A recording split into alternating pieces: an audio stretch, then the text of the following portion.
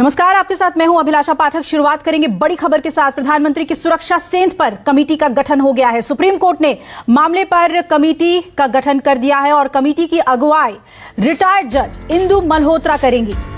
Committee अपनी report दायर करेगी और कोर्ट ने रिपोर्ट दायर करने के लिए कोई समय सीमा तय नहीं की है, लेकिन कमेटी का गठन कर दिया गया है। 4 सदस्यीय यह कमेटी होगी जिसकी अगुवाई रिटायर्ड जज इंदु मल्होत्रा करेंगी और आज कमेटी के नामों का और आइए सीधा रुख कर लेते हैं। सुप्रीम कोर्ट में मौजूद हैं मेरे सहयोगी प्रभाकर मिश्रा। प्रभाकर, इस कमेटी की रूपरेखा क्या है और रिपोर्ट कब तक सौंपेगी? क्या बातें आज सुप्रीम कोर्ट के फैसले में? देखिए, सुप्रीम कोर्ट ने पिछले दिनों ही ये तय कर दिया था कि इस मामले में कमेटी बनेगी। कमेटी में कौन कौन होंगे ये भी कोर्ट ने बता दिया था।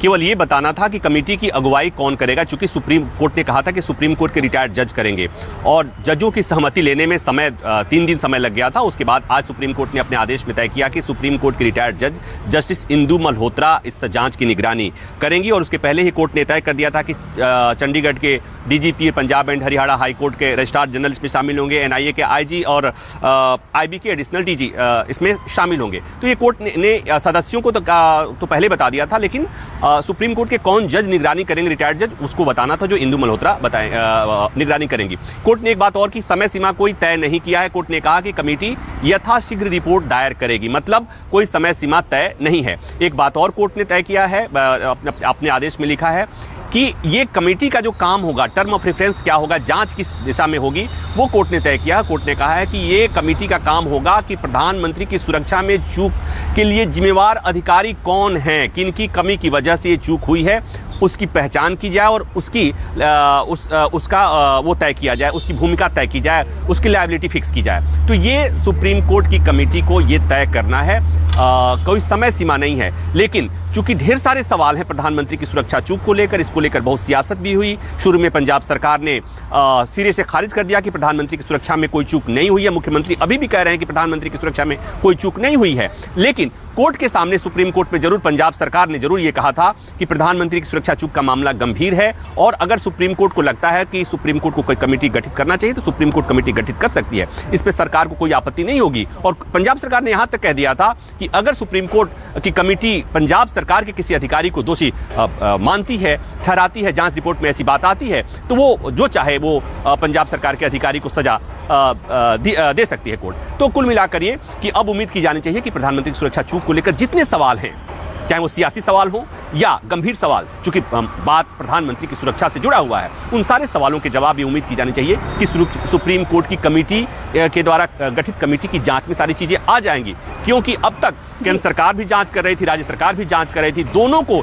एक दूसरे की कमेटी पर भरोसा नहीं था, क्योंकि केंद्र में दूसरी पार्टी की सरकार है, राज्य में दूसरी पार्टी की सरकार है, तो सियासत हो रही थी। और सुप्रीम कोर्ट के इस आदेश से और इस कमेटी से उम्मीद की जानी चाहिए कि सियासत पर भी विराम लग जाएगा। जी बिल्कुल प्रभाकर, और क्योंकि पंजाब सरकार की तरफ से वकीलों ने ये आवाज उठाई थी कि भैया आप कमेटी का गठन कीजिए, ये जानना चाहेंगे आपसे कि केंद्र सरकार की तरफ से इस पर क्या प्रतिक्रिया थी? क्या कमेटी के गठन पर जो है दोनों तरफ से सहमति देखने को मिली? देखिए, सुप्रीम कोर्ट की कमेटी गठन होने के पहले ही राज्य सरकार या केंद्र सरकार वाद विवाद कर सकते हैं, अपनी राय दे सकती हैं। कोर्ट के फैसले के बाद कोई सरकार, चाहे वो केंद्र की हो या राज्य सरकार को हो, उसको असहमति जताने की बात नहीं है। हमारे देश की एक परंपरा है। दूसरी बात कि देश की सबसे बड़ी अदालत है, तो ये बात तो नहीं है कि सरकारें क्या कहेंगी। लेकिन जैसा मैंने कहा कि केंद्र सरकार ने कहा कि इस मामले की जांच निष्पक्ष होनी चाहिए, क्योंकि मामला गंभीर है, प्रधानमंत्री की सुरक्षा जुड़ा हुआ मसला है। पंजाब सरकार ने कोर्ट के बाहर भले जो बातें कही हो, लेकिन कोर्ट के सामने पंजाब सरकार ने कहा कि इस मामले की जांच हो रही है और अगर सुप्रीम कोर्ट को लगता है कि कोई कमेटी बनाए जाने की जरूरत है तो कोर्ट की कमेटी का हम स्वागत करेंगे। तो जाहिर सी बात है कि सुप्रीम कोर्ट के इस कमेटी का सबको स्वागत करना ही पड़ेगा, नहीं चाहेंगे तो भी करना पड़ेगा।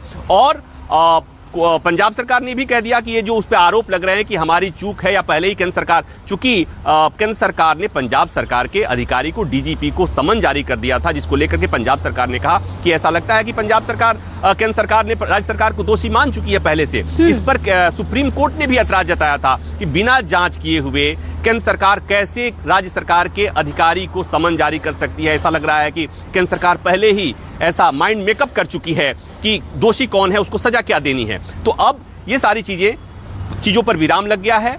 सुप्रीम कोर्ट की कमेटी जांच करेगी, सुप्रीम कोर्ट के रिटायर्ड जज की निगरानी में जांच होगी, जस्टिस इंदु मल्होत्रा उस जांच की निगरानी करेंगी और उसके बाद वो जो सारी चीजें आएंगी सुप्रीम कोर्ट के सामने आएंगी और उम्मीद की जानी चाहिए कि सारे तथ्य सामने आ जाएंगे। सुरक्षा में कुछ और याचिकाएं भी दाखिल की गई हैं पीएम के सिक्योरिटी ब्रीच से ही जुड़ी हुई।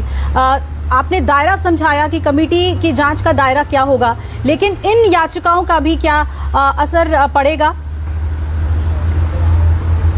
देखिए, एक सुप्रीम कोर्ट ने जब फैसला सुरक्षित कर लिया था, उसके बाद एक याचिका और आई थी जिसमें मांग किया गया था कि राज्य सरकार के खिलाफ कार्रवाई की जाए। उसमें मुख्यमंत्री को भी पार्टी बनाया गया था, लेकिन वो याचिका बाद में आई है, उस पर अभी कोर्ट में कोई चर्चा नहीं है और मुझे नहीं लगता है कि सुप्रीम कोर्ट अब उस याचिका को एंटरटेन करने जा रहा है या उस पर कोई तवज्जो देने जा रहा है, क्योंकि जांच की मांग हो रही थी। सुप्रीम कोर्ट में जांच की मांग हुई थी, सुप्रीम कोर्ट ने इसे संज्ञान लिया था, सुप्रीम कोर्ट में विस्तृत सुनवाई हुई, केंद्र सरकार का पक्ष सुना गया, राज्य सरकार का पक्ष सुना गया। इस मामले में जो प्रमुख पक्षकार थे उनकी बातें सारी सुनने के बाद सुप्रीम कोर्ट ने फैसला दिया है। तो जांच हो रही है, जांच सुप्रीम कोर्ट में निगरानी हो रही है। अब ऐसे में मुझे नहीं लगता है कि अब इसके बाद किसी याचिका को सुप्रीम कोर्ट इंटरटेन करने जा रहा है। अब जांच होगी और जांच के बाद ही जो चीजें आएंगी उसके बाद सुप्रीम कोर्ट में सुनवाई होगी। चलिए, बहुत ही विस्तार से आपने प्रभाकर समझाया, शुक्रिया आपका पूरी जानकारी हमें देने के लिए।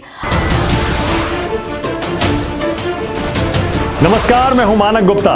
अगर आपको हमारा ये वीडियो पसंद आया हो तो इसे लाइक और शेयर जरूर करें और हाँ, हमें सब्सक्राइब और फॉलो करना ना भूलें ताकि आप देश और दुनिया की कोई खबर मिस ना करें। तो जुड़े रहिए हमारे साथ और देखते रहिए न्यूज़ 24।